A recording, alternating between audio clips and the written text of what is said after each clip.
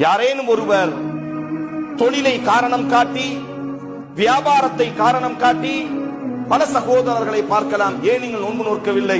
இல்லை, நாங்கள் கூலி வேலை செய்கிறோம். கூலி வேலை செய்பவர் தொழுகையை விட முடியுமா?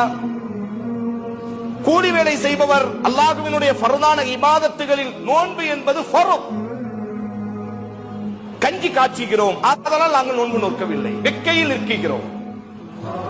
நாங்கள் கூலி வேலை செய்யக்கூடியவர்கள், நோன்பு நோக்கால் எங்களுக்கு சிரமம் ஏற்படும். யார் அனுமதி கொடுத்தது? ஃபர்தான இபாதத்துகள் உலகத்தினுடைய மார்க்கம் சொன்ன நிபந்தனைகளை தாண்டி நாங்களாக எடுத்துக்கொள்வதற்கு யாருக்கும் இந்த அனுமதியும் கிடையாது.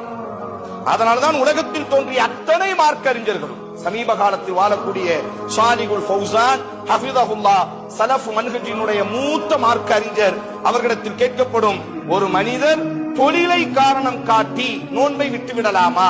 சொல்வார்கள், யாருக்கும் தொழிலை காரணம் காட்டி நோன்பை விடுவதற்கு வாய்ப்பு கிடையாது.